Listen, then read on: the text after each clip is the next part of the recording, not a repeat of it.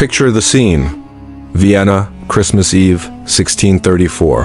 The Habsburg palace is enveloped in silence, pierced only by the tolling midnight bells and the muffled steps of servants in the frozen corridors.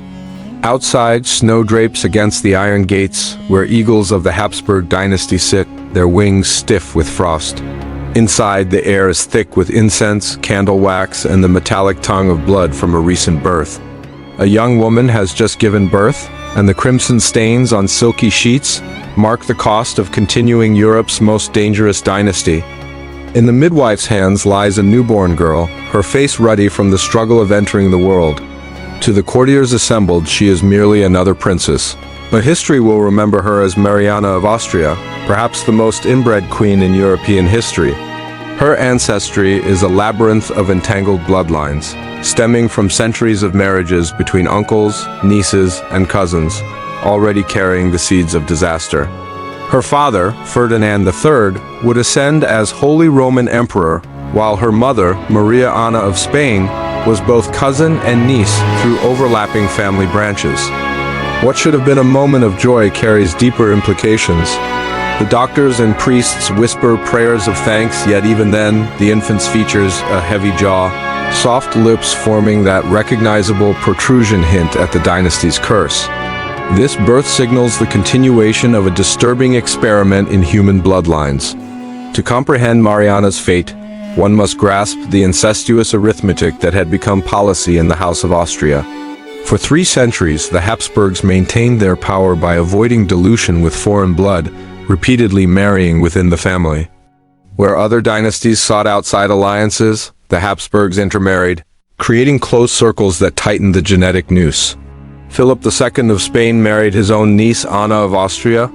Their son, Philip III, married his cousin, Margaret of Austria, leading to Mariana being promised to her uncle, Philip IV, as his future wife.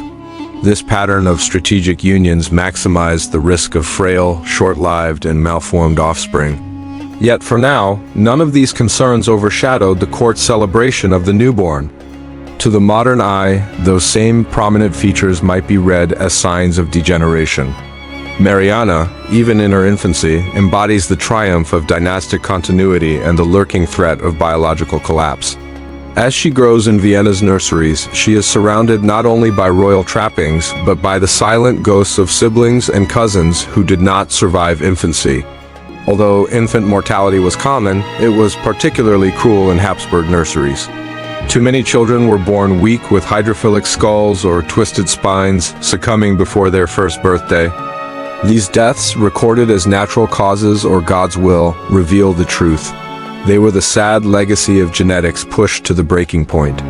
Mariana, seemingly healthy, displays a pallor and characteristics of the Habsburg physiology, a protruding jaw, heavy eyelids, and a receding chin that no artist could entirely disguise. While these features were celebrated as signs of noble lineage, later physicians understood them as markers of genetic anomalies stemming from generations of intermarriage. Her childhood was one of preparation, not play. In the grand halls of Hofburg Palace, maps of Europe spread across oak tables while the marriages of children like Mariana were discussed as military campaigns. She was seen as a political resource, her womb the battlefield of empires. Before she could walk, her betrothal to Philip IV of Spain was arranged. She would traverse the Alps not as a bride of choice, but as cement for a dynasty that had turned inward. In the 17th century, the Habsburg strategy seemed flawless. They believed that by maintaining the purity of their bloodline, they preserved their empire's sanctity.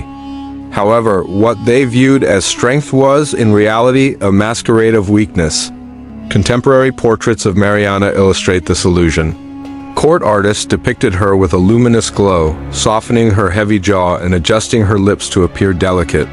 Behind the painted facade lurked the reality that their blood was slowly eroding the dynasty from within. Modern genetic studies reveal that the Spanish Habsburgs' inbreeding coefficients were higher than those of many isolated villages.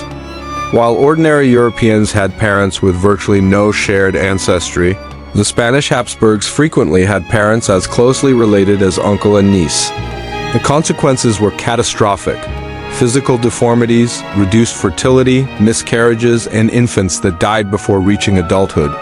Mariana carries not just a powerful lineage, but the accumulating consequences of centuries of incestuous calculation.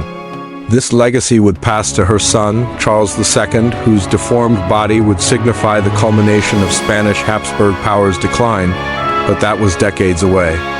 For now, she remained a child, absorbing the etiquette and languages that would serve her in the rigid ceremonial labyrinth of Madrid, where her blood's true cost would soon manifest. By 15, Mariana's role in dynastic politics was firmly established. She would leave Austria for Spain. This journey would separate her from her family and the freer Germanic customs of Vienna, replacing them with the suffocating protocols of the Spanish court, where queens were treated as relics rather than women.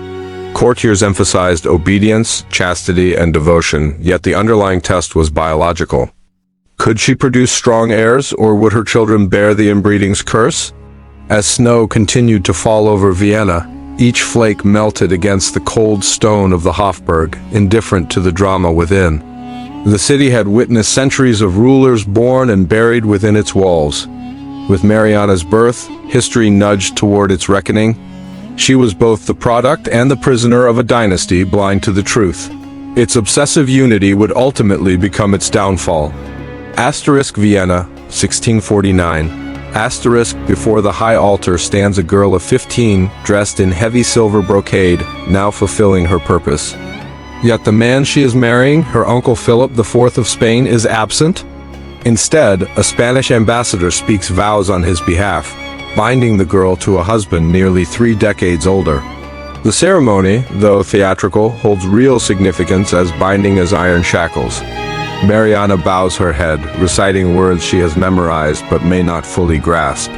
Courtiers murmur about the brilliance of this union, sealing a tighter dynastic circle.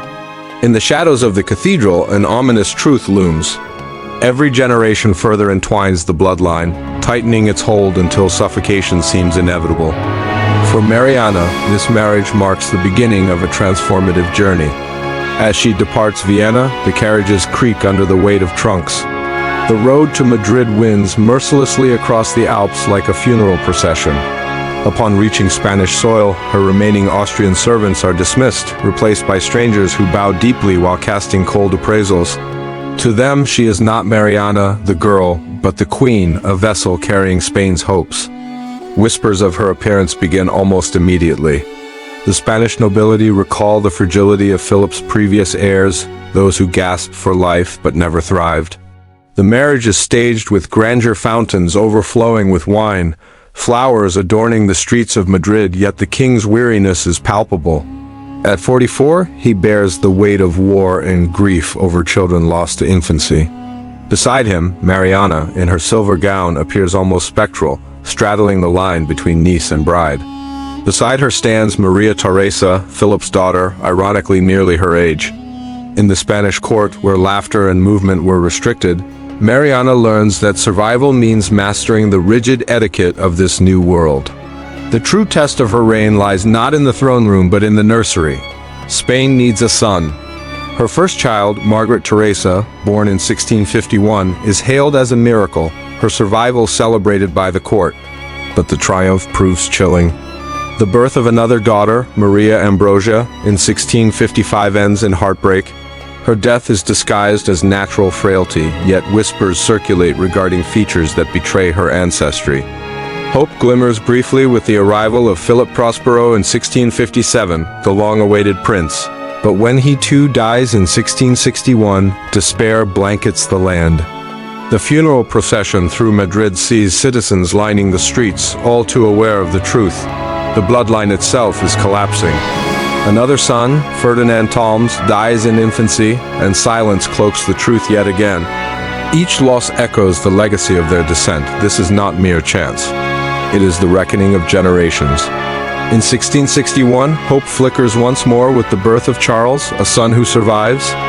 However, even as the court celebrates, he embodies the very essence of their downfall. His twisted body reflects the burden of inbreeding, his development hindered. Surrounded by protectors hoping to ward off curses, whispers of the Bewitched emerge. Posterity will recognize him as Charles II, the most inbred monarch in European history. Cycle complete, the girl born in Vienna, a product of familial obsession, has given Spain an heir bearing centuries of genetic debt. His existence is not merely a triumph but a grim omen of the dynasty's fate. For Mariana, the cost is personal.